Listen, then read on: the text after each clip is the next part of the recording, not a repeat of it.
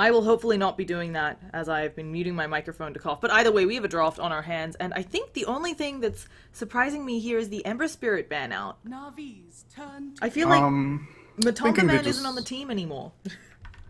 Yeah, well, turn to I just think they don't want to face it. They're planning to pick a hero that's really bad, or just lacking lockdown in general. Yeah.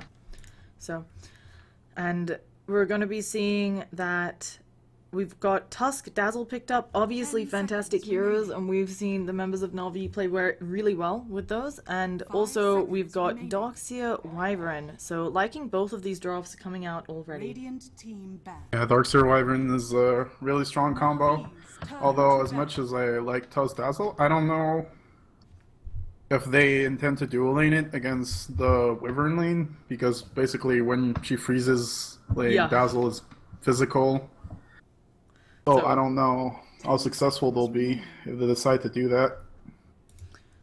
100%, and it's something where I'm wondering whether, you know, there's still stuff like the Undying in the pool. The Spirit Breaker is banned out, but Na'Vi can try to run one of those really hellish lanes to go up against, or even just go for something like the Lich. It's a bit really safe with the picks they already have, but it's something where if you've got a Lich and a Tusk in your lane, your carry is maybe not getting any farm. Yeah, and they can totally afford to do that, because as much as Darkseer has a huge presence in lane, I think often it's kind of useless to be 3, because you either catch him or you don't with 2 heroes. So, like, having a third person is totally unnecessary. You can totally afford to be 2 in the bottom lane. Yeah. So, either way, we're going to be seeing the Gyrocopter come out. Still a really popular hero these days, despite the buffs that happened in 6.85. I imagine he might not be touched so much in the upcoming patch, just because he does feel like he's in a good place. And now Stock, you know, they've got Vacuum into potentially Winter's Curse, into Cooldown, right? They've got some good stuff going on for their team fight. Yeah, I feel Na'Vi might want to go with a carry that's really evasive and don't want to fight, as here comes the Queen of Pain. Yeah. So, Quap... Oh, okay then. Yeah, I was gonna say Quap, obviously a really strong mid laner, but Alchemist, as long as he gets that first bounty rune, gets his bottle up, he's a pain. I mean, its acid spray is gonna be down. It can even get hard to deny him if you place the acid spray just right, because you can't get near the creep wave. Yeah, I think right now a lot of Stark's lineup will rely on the fact that they can... The people of Na'Vi will be forced to stay where they are, so Darkseer can put enough pressure top so that they can't rotate on mid. And Gyrocopter and Winter Wyvern will be good enough so that they don't need backup. And, like, probably I think the last Stark support will just stay with Alchemist mid, stacking and protecting him. Yeah. And I think they've got... Here's like Wyvern, it's something where I fully expect the whole Wyvern comes, Arctic Bones, the Queen of Pain for the first wave, just to ensure Alk gets that easy level 2, and then Wyvern goes off stacks, maybe comes back, does another Arctic Bone stacks, goes to a lane. There's a lot of options there for Stalk to get up. A lot of money. The only downside I see here, though, is that if Darkseer does end up having a hard time in whatever safe lane Na'Vi tries to run, you have Darkseer, who will probably want some of the jungle business, which Alk, of course, has dibs on already, and then Gyro, typically a hero who you expect someone to make stacks for. So it's a little greedy from Stark. Yeah, that's the thing. I think optimally you would want Winter Wyvern guarding mid, but I don't know at this point if they'll actually be forced to put it bottom, since it seems like they're going to go either with Dazzle Slardar or Tusk Slardar in the bottom lane, which are like both really aggressive heroes. Yeah, Tusk Slardar, you can snowball in Slithering Crush, and Gyro, yeah, he'll get off a Rocket Barrage, but with 2 of you there to take it, it's not as effective, and it's a bit scary, but we'll still see what's going to be that final pickup for both sides. Stark, of course, looking for a support, and Na'Vi looking for that hard carry, hence the Jug ban out. What do you think Na'Vi should get rid of here? I think something that would prevent them from being aggressive. I remember seeing a game where it was with, I think, Mischief, and they both had Winter, Wyvern, and IL that was absolutely killing the Slardar Dazzle lane, just murdering them. They were healing, and healing through and through, and there was nothing they could do against it. Yeah, I'm pretty sure I costed that game. My only thing that would worry me there is it's so defensive, arguably, because the Dazzle can just heal. But they go with the Bane, a hero with great lockdown for a Queen of Pain. And I'm kind of surprised that Na'Vi banned the Jakiro over the Bane, since I do feel like Jakiro's set up, you know, you need the Yules kind of before you're going to be hitting that for sure. Alright, so it'll be interesting to see what Na'Vi picks up right now, if they really want to push ultra hard like they predicted with the Juggernaut pick. 10 seconds remaining. Yeah. So, we're going to be... 5 Also, I guess seconds you're remaining. worried about Jakiro with a nice vacuum, right? You can maybe get a lot of work done there, which the Bane can't necessarily Reserve time. accomplish. Yeah. Well, he's still a pretty good pick to kick back aggression. This is going to be Ditaraw's hero, so I'm maybe interested. I know he plays a lot of Slark, so maybe that would be an interesting pick. There's, aside from the Bane, which in Winter Wyvern, there's a lot of soft lockdown, but oh no, Templar Assassin. Yeah, and it's an interesting game for Templar Assassin here. They don't actually have a lot of lockdown, so I feel like it's something where she might be able to run a bit amok, but of course there is a Bane here, so if she's not careful, she's gonna be in a spot of trouble. And let me just fix up the overlay really quickly, folks.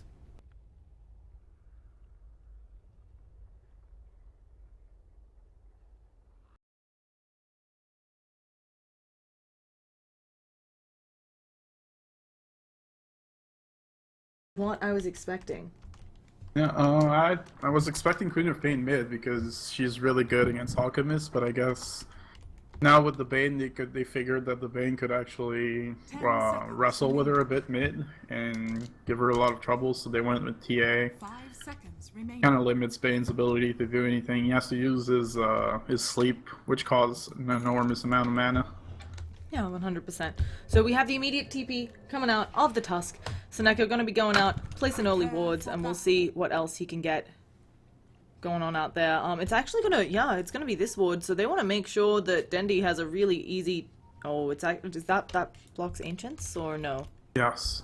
It does, it's just in the hitbox. I was worried it was, yeah, it's a Vision ward and Ancient blocker. It's okay vision, it should see ganks coming, right? Yeah. Well, it depends. I mean, it depends. I suppose they would smoke from this side and go like this, so I don't know how effective it'll be.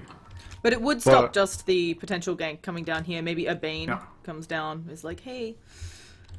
I mean, they basically have to use smokes. If they don't, it'll be known that they're coming. Yeah, and much to everybody's chagrin, I think a lot of people were expecting it to be a Dendi quap, but it's going to be Dendi on this Templar Assassin. Let's quickly do team introductions on the lineup of stock. We've got Boogie on that Gyrocopter, Valix on the Wyvern, Bane being played up by OKCia, Dogs here on Trixie, of course, and finally Alk being played by Nemphy. And for Na'Vi, we got Artstyle on the Dazzle. Meanwhile, as Trixie sort of harassing Dita Ra, who's on the Queen of Pain.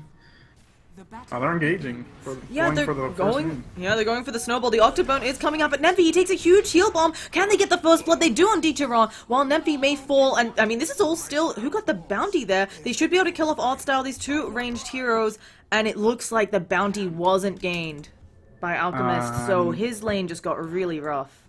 Yeah, I mean, that's a 2-for-1, but you got both bounty runes and you took it away from Alchemist, so I'd chalk it up to pretty even, maybe a small win for Na'Vi, even if they lose to you. I would actually say it's a big win for Na'Vi, because being unable to have the the bottle early out on Nemphy so that when he hits that level 2 he can just spam the acid spray, it makes laning really rough, and Dendi, you can say, taking full advantage of this. He's like, look, I will smack you with my blades. But other than mid, which we'll check back on later, they end up running the Bane Gyro bottom. How do you feel this lane is going to fare against this really scary tri-lane? I think it's perfectly fine, because whenever you freeze a target, like, you basically take away all of Navi's damage away. So, of course, it's not going to be a pleasant lane, but I think it's a lane with a big potential for turnaround. Yeah, I agree. Oh, we actually have them already in the snowball, and the Wyvern, he's only level 1 though, so the heal bomb should come out. The Ice Shards block, and Wyvern, Valix, goodbye. And Boogie trying to do some damage on the backlines, but Rocket Barrage so ineffective against 3 heroes. And you mentioned the Cold Embrace is going to make it fine, but the Wyvern has to hit level 2 before that's a factor. I really don't think you should have been that aggressive early on. I think the power of that train is basically in counter-initiating Na'Vi mistakes of being too aggressive, but that was the complete opposite scenario right there. Yeah. So Valak's gonna wander back to lane, and up top we have a Quap versus a Darkseer. I feel like Darkseer Trixie, he's gonna get quite a bit more out of this lane than maybe he would have expected against the try. At the same time, Dicho will have free farm and can start maybe harassing Trixie depending on how many points he puts up in Dire's that middle Shadow tower Strike. is under attack. It's going to be both a pretty even lane. Both are going to get what they want out of this. Yeah. Really depends on what they'll do in the mid game with what they gain. Probably the mech on Trixie and the magic damage that they need to kill the bottom lane with Didera.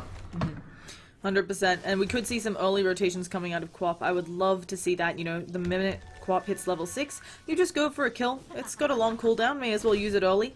At the same time, Boogie is doing a really nice... Oh, we have the dive coming out. Nempi's gonna go down! Dire's middle He tried to go for the unstable concoction, but Dendy with the DD, you're not getting away from that. T is another hero that's really helping on putting the pressure on Alchemist. Even if, as there's a pause coming out from the slaughter. Yeah, welcome to Dota casting, where the games are paused and the action is packed. I don't know. So. Well, maybe time to introduce PqMz, since he might be the lesser known player Oh yeah, on so Na'Vi. we have a lot of stand-ins, just to mention. I believe Na'Vi's roster for Star Ladder, the official roster, as in the one which they can't deviate from, because there are various rules in tournaments about who has to show up. Seneko, Dendi, and Dicha Ra are on the official roster. Obviously, because Artstyle has played with them before, he's tagged up, but Artstyle and Axmo, I believe, are considered stand-ins right now, so... So that's 3/5 of the all Na'Vi roster. Plus Didera and Axmo was actually on, I think, Big Red Machine. Yeah, which was... there'd been a lot of Big Red Machine, also known as Walrus Punch, also known as Screen Squad. Yeah, and before that he was on Scary Faces, I believe. Yeah, which just disbanded. Another reason that this game is so important here, because of the lack of Scary Faces. Both of these teams need this win to advance. Alright. Wait, didn't Artstyle actually play games for Scary Faces, or is the law? Yeah, that's what I mean. That's why just wrong? he's Okay. no. That's what I mean. He's now standing in for Navi. Okay. Because this Scary is pretty Face is weird. out. I mean, there's a lot of mercenary Dota. We also saw the same thing in the Americas bracket, where because Cloud9 was knocked out, 1437 has been standing in for DC while they're figuring out their rosters. Makes me remember like older Star Ladder, where there was this team called Super Strong Dinosaurs, which was Come With Me and I think Bone7, and then two other players from Yeah. EG. And they were winning and going to the playoffs, and then they disbanded. They were like something like 7-2, and they just disbanded. So everybody was like, why did that just happen? And nobody really understood. It's really common in the scene, I feel, for teams to come and go. I'm actually really surprised Stalk has been sticking together, despite they've been having a real rough time of it, it seems like, after Matumba Man left. Yeah. But they've been sticking together, and I like to see that in a team. Yeah, it's fun to see. It makes you think of the old Fnatic, how long they stood together. But yeah, finally there was good reason for why that team disbanded. It was because on that team there was Zai and PPD, and they had left to become evil geniuses. So, and yeah, they were previously playing for Scary Faces. Turns out when a team disbands, makes it easy for you to pick them up as stand-ins. Looking around, okay, so looking at these two lineups, do you have a favorite? Do you think one of these lineups is superior? Combo. So it's all gonna roll down. They will end up having better levels on the Dazzle than this poor Wyvern, and Wyvern needs her level 6. I mean, there are a lot of heroes where obviously ults are fantastic, but Winter's Curse being such a powerful one, having that up is great. Yeah. Right now, I'm not sure. They're not really stacking for now, and I'm not sure why she's staying bottom. I don't think she can do that much until she has a level 3 or 4, so maybe I think she should go rotate mid and help make stacks for the Alchemist and then come back. But I don't know, maybe Stark believe that at their level 3 they can start killing Navi. Oh, I won't doubt them here. Let's just see what happens and unfolds. It does seem rough, though. It's something where Gyrocopter, of course, known as the specialist, he can pick off one hero, but trying to use that rocket barrage into 3 when the damage is split 3 ways, it's not that great, and it's something where even if he levels it up, yeah, it's rough. So Yeah, maybe they're banking on the outplay or something. I know Valix is not leveled or level 2 yet, so maybe they're waiting for a specific opportunity to unfold. oh yeah, Valix actually did Shooter. he did hit level 2. He's doing the stack right now, but he hasn't skilled. So I wonder if, I mean, obviously it does feel like the Cold Embrace really strong here, because then it stopped a lot of the damage output coming out of this lane, other than the Ice Shards and the Snowball, which is probably going to be used to initiate. But if he gets the Splinter Balls, they have more kill potential for themselves. So it's interesting. Maybe he's trying to not show in the lane for a while, so that Navi believes he's gone, or he's actually helping Orange mid. Maybe he's waiting for that moment, but other than that, I don't really see what's going on. Now, speaking of the Alc mid, obviously dying to Templar Assassin, not what you want. Do you think he can still catch up? He's going to be an Alchemist playing from behind, partly because of missing that bounty, and because he's having such a hard time in lane against Dendi. Yeah, I mean, you can always come from behind as Alchemist. I don't think that's an issue. What a thing that early struggle will do is that Dendi at some point will probably start sacking Ancients. And as soon as he's done with his stack, they're going to take Roshan around like 13-14 minutes. And I don't think they will really be able to contest at all. He'll be busy catching up. Yeah. And for folks who are just tuning in now, we're not quite sure why it's paused. Oh wow, that's a win rate. 65 professional, only 65, really? Really, his 5th most placed hero only has 65 professional games? I'm surprised. I feel like he would have more, but maybe there's some hero he's just played like 1,000 times. Yeah, that's a lot of games though. A lot of competitive games. I assumed, 65. I could be wrong, I assumed Dendi would have something like 1,000 competitive games. Yeah.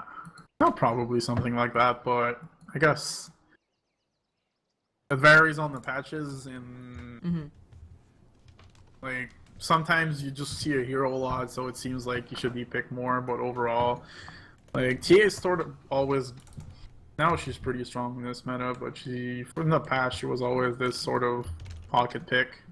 No. Wow, I'm really surprised he's under 1,000, but thank you. By the way, stats being done by Corrupt Dropbear. Show him your love if you're enjoying that.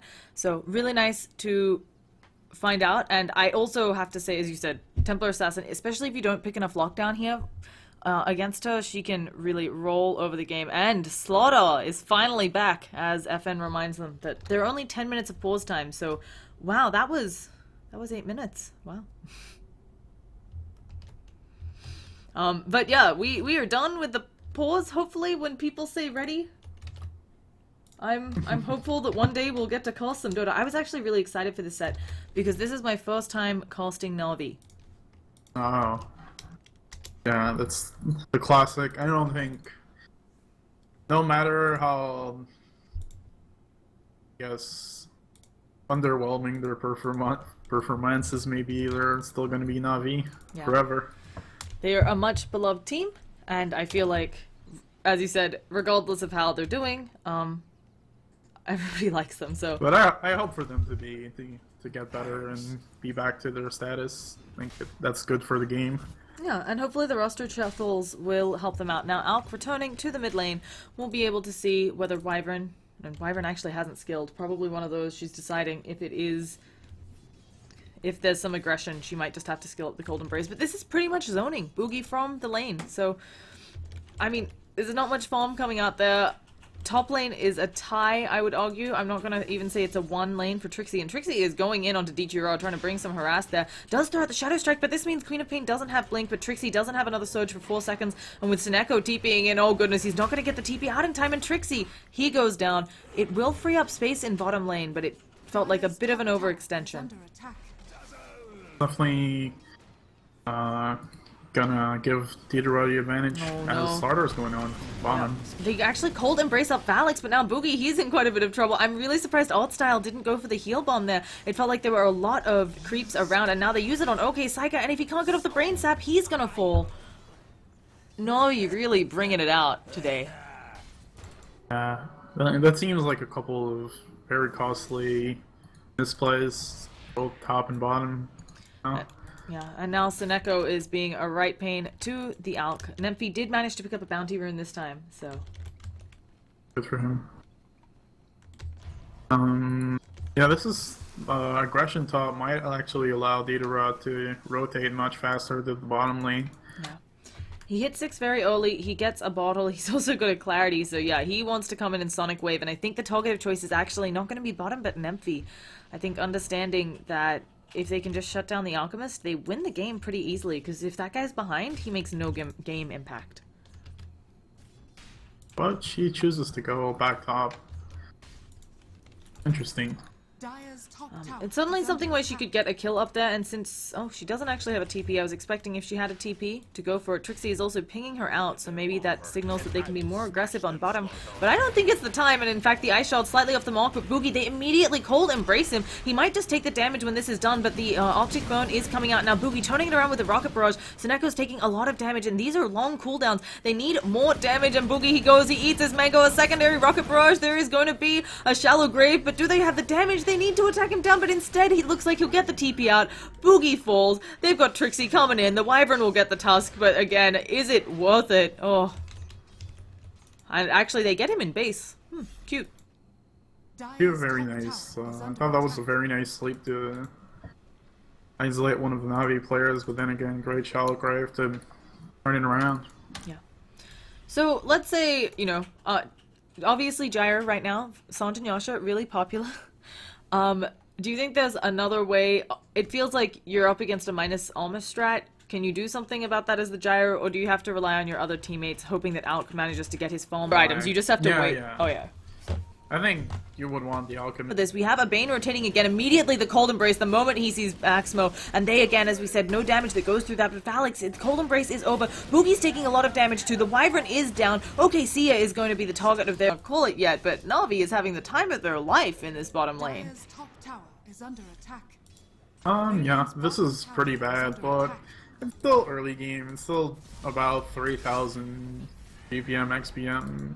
I think when you're in your aggro tri-laning in the Dire side, it always looks worse. I mean, it always looks better than it really is on the graph, so they have to be wary about that, not to start making preemptive decisions as they want to try and go on mid. Yeah, and as they're going in, there's going to be the Cold Embrace, but a Sonic Wave from downtown. They are fighting in the Acid Spray, but I don't think Valix can take advantage of this. Throws out the Unstable Concoction, and Nemphy is trying to walk away. They should be popping these traps right now at Axmo. He's catching up. He uses a Slithering Crush, and with the Heal Bomb, Nemphy is a goner. And now on the backlines, Trixie, he was trying to catch Dendi, but another failed TP. Snowball stopping that. Another trap to help just in case, and Trixie's going to fall as well. All of these rotations from stock just not quite working out. Yeah, I think they tried to be a bit aggressive in their movements in the early game, while they should have sort of just stood back. This Alchemist having nothing is really hurting them. I see a Sage's Mask, maybe he's simply gonna opt to go for the Medallion, because he knows he's too late for the Radiance at all. Yeah, this is an Alk who is the 5th lowest, or 5th farmer on the game. I mean, this is not where you expect your Alk to be, and I don't know how viable it is to play the Alk from behind. And by, I don't know, I mean, I don't think it's viable. They awarded up the big camp too, so they won't be able to stack for a while. Yep. As much as Valix is trying, gonna find that out shortly. And now they're going in onto Axe again. A nice Ice Shard. Nemphy taking a lot of damage. He has popped the Unstable Concoction, and he manages to get that off. He's turning around, he's healing up with that rage, and will they be able to catch out on Dendi? The Arctic Bone slowing him down, but I'm not sure that they had the damage, and they don't have Invis detection. A Shallow Grave coming out on Dendi, even though he didn't necessarily need it in the Meld Strike, but I think they're gonna be A-okay, and Valix flapping away sadly. I mean, it just feels like Stark's rotations are off the mark. Yeah, but that's why it's sort of quite curious to me, is because what I see a lot of, like, in the past engagements, is that Stark is able to push back the aggression, the initial aggression from Na'Vi, and then they turn around and like change their like, okay, we pushed them back into, oh, whoops, we actually went into them and died. Yeah.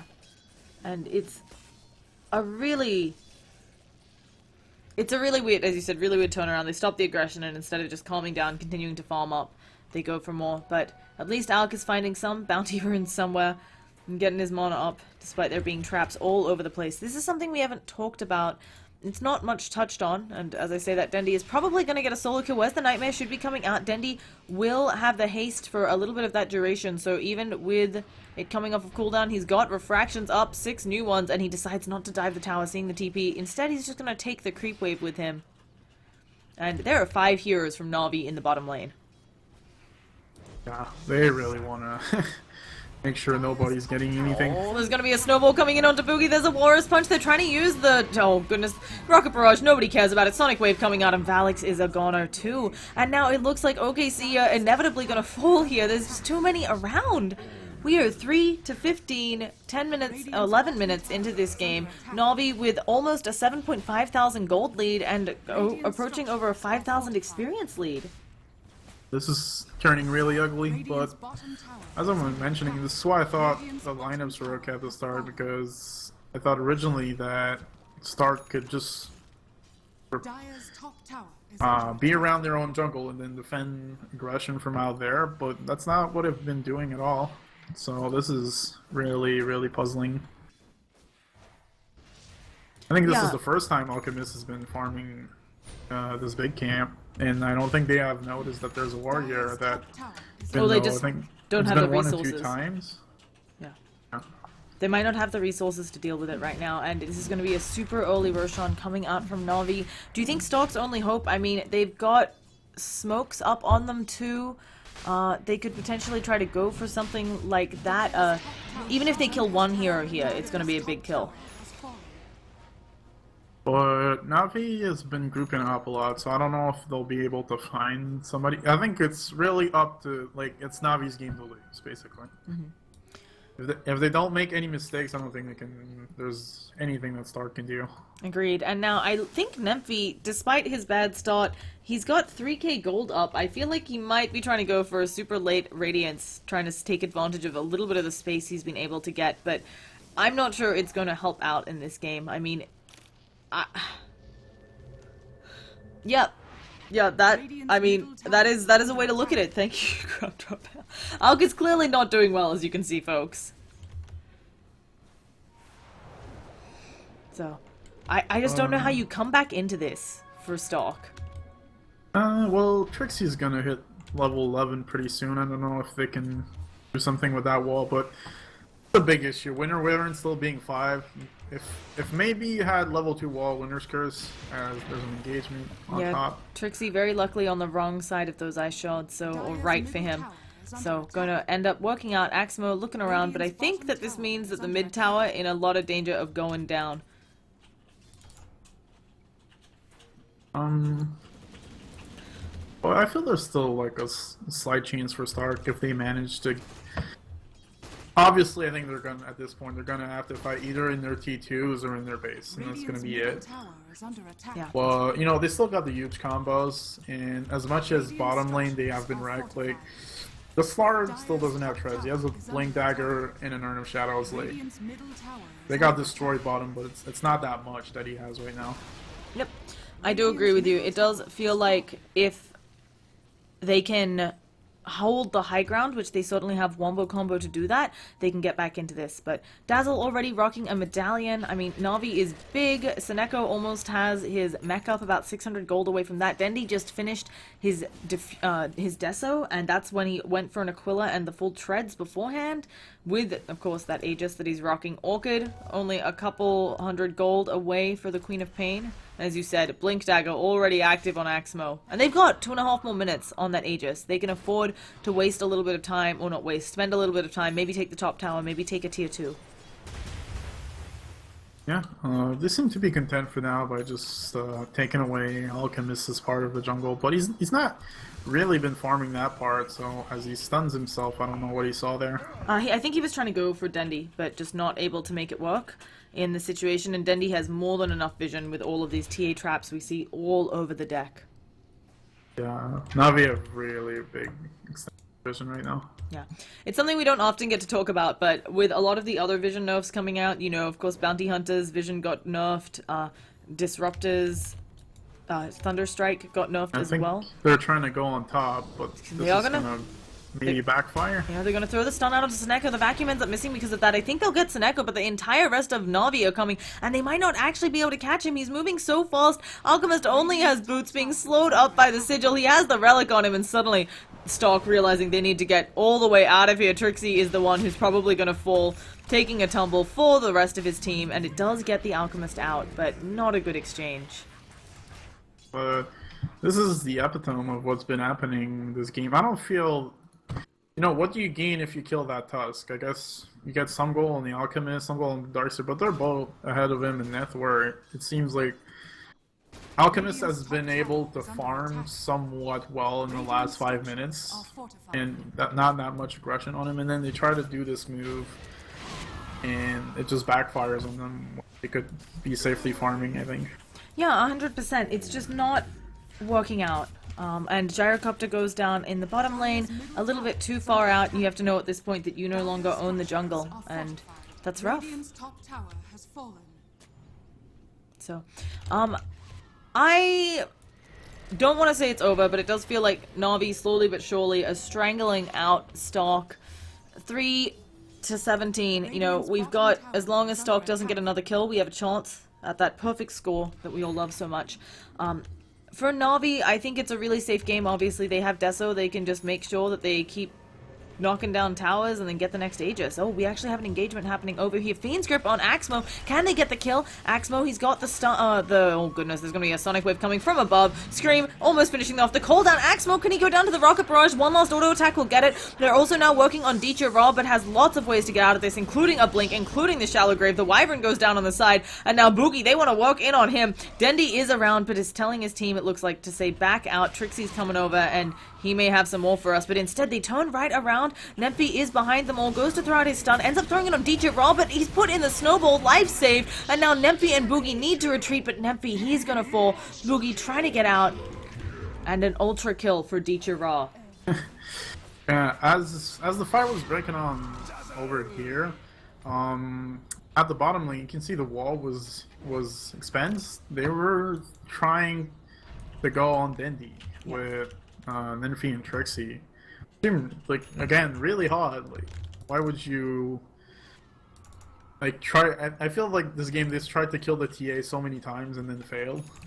Yeah, she's not an easy kill. I understand why they're doing it, right? They know that she's really rich right now, but TA and Quap without that Fiend's Grip, they're not the heroes you're gonna catch. And there are much easier ones on the map that they could maybe... I mean, it's not ideal, but smoking and getting the Slaughter, smoking and getting even the Dazzle or the Tusk, you have to be happy with that where you are in this game. And they were doing that as their team was struggling to fight just a little bit higher than them in the, like, around the camps. Just some questionable moves all around. Yeah, so... It looks like we're going to be having another engagement potentially up top. Nempi getting ready to throw out that stun. They've got the Fiend's Grip onto Seneko, and this might finally get them another kill. The snowball does come out, and it looks like they're thinking about re-goosing on Axmo, but that would be a very deep way to dive. Seneko going down. Just going to take a while because of the mech, and Stalk getting themselves a kill. That's the type of player kill they should have tried to get the whole beginning of the game, but... At the same time, I feel like Stark, for a while, they've just been like, okay, we're so behind that we actually have to make something happen, when they didn't necessarily do. Yeah. And it's still a big kill, but of course, unfortunately not... Oof. the range of the ward, so they don't see it. That's very unfortunate for Stark. Radiant's bottom tower So- is under attack. They're going to most likely... Oh, they're actually thinking about coming in to save this bottom tower. Not sure if it's the right call. There's a lot of members of Na'Vi in the area, but OKC really wants to get off that Fiend's Grip, but it turns nighttime, and Nendi turns around, not quite able to one-shot him. The immediate cold embrace to try and stop this initiation, but they don't have ult, and the Sonic Wave just wipes Bane off of the map. No Winter's Curse coming out for a while, and the rest of the heroes that they would need not there, and Dendi's just gonna rip them all apart. Trixie taking quite a bit of damage as well, but instead it's gonna be Boogie who is the target of their aggression, and now Trixie, they're gonna start working it on him. He surges away, Nemphy's coming in, you're trying to use his radiance to help out, but instead they're all gonna fall, and now Sineko has time to work in on Nemphy. He doesn't have Snowball for 5 more seconds, but they may just hop into his fountain, and that one hit almost killing him off, and this opens them up. They can take the tier 2, probably not just because the respawn timers are so short right now, take the tier 3, but Stock, Radiant's bottom not tower in a good is spot under at all. attack. Yeah, that was just puzzling move by OKC. It was quite frankly way out of position and went for the aggression again, trying to defend that bottom tier 2, which is probably one of the worst. The top Dire and the bottom Radiant towers are the worst towers to defend as Nemphy Yeah. gets gone on. Yep, and it looks like there's going to be a nice Winter's Curse onto Axmo, but they put him in the Snowball instead. A huge heal bomb takes out the Alk, and now they don't have buyback on either of those heroes. And beautiful Fiend's Grip, but immediately the Shallow Grave coming out. DJ Raw at a slither of health. He's not going to go down. Blinks out of the wall, and even Dendi is fine. Maybe they can send their illusions after them, but it's not looking like they're getting any work done being affected by that sigil. And another good team fight engagement for Na'Vi. They're just taking all of these. Every time somebody's a little bit too out, like in front, and then he gets caught. It's been the story of the game, just being out of position from start. Yeah. Now, they do still have their tier 3 tower, and they have at least another few opportunities to try getting their wombo combos off. Maybe, arguably, a saving grace of the fact that Na'Vi is so big is the fact that when you make illusions of them with your wall, they're also going to be big, the illusions. So maybe that's something. Yeah, I think we're. I'm trying to be positive here. I'm trying to be positive. When you're casting, you're not meant to say that it's over. You're not meant to look at the gold graph and go, wow, the odds on you coming back for this are dropping below 5%, I believe, in professional games or something, and trying to stay positive. It looks like they're trying to have Nemphy maybe commit to this, see if they can use him as a bait to farm, but there it comes. Slaughter immediately going out. Sonic Wave as well. They need something to help him out. They immediately Nightmare him and the Cold Embrace, and he's actually farming pretty well with the Radiance there. But it's going to be Roshan time for the rest of Na'Vi, and they are happy about that. 1.5, wow! I thought saying it was under 5% was low, but no, I was not wrong. They're completing Roshan as we speak. Make things even worse.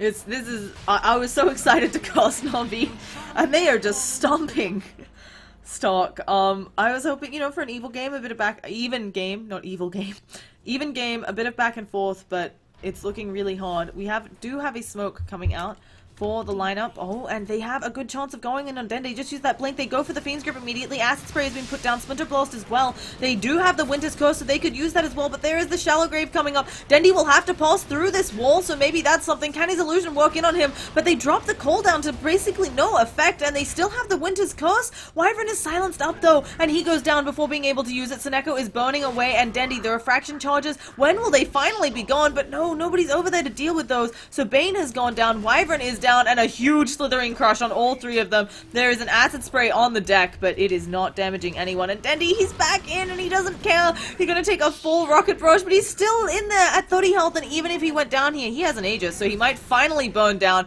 Aegis gone, but only Nemphy is alive. Another snowball in, and I think he's gonna fall too. So that's gonna be the tier 2 mid, and maybe the game, whenever, maybe. Yeah, yet again, I don't know, start being aggressive on an Aegis TA, and then it burns them, or yet another occasion. There are points of aggression in the game that have been puzzling, to say the least. Either way, this is a best of 3, and Stark has another opportunity as the Bane goes down. Valak's also silenced up, isn't going to get off a Winter's Curse today. If they could just Winter's Curse someone and have Dendi rip them apart, they might have a chance, but they finally called GG. We'll be headed into game 2. it was a bit one-sided, but hopefully the next one is going to be awesome. These kind of the games happen all the time. I think even in TI we see games completely one-sided, and then Start might come back to take the best of 3. So Yeah. just one game. Now, with that, guys, once again, thank you all for watching. This is Star Ladder I-League Series 13. We're going to be having, as I said, it's a best of 3. This is the last set of the day, but please, we had Corrupt Drop Bear on stats. Show him your love. That's his Twitter handle. We've got Goodnight Dota, who is joining me, co-casting. High-level NA player. You can show him some love on Twitter, too. And I'm Llama Down Under. I think all of us would love your feedback on how to get better. You can obviously find us on Twitter in those places with these names. And I'm on Facebook and Twitch as well. And with that, we're going to have a few words from the Star Ladder sponsors before we get right into Game 2.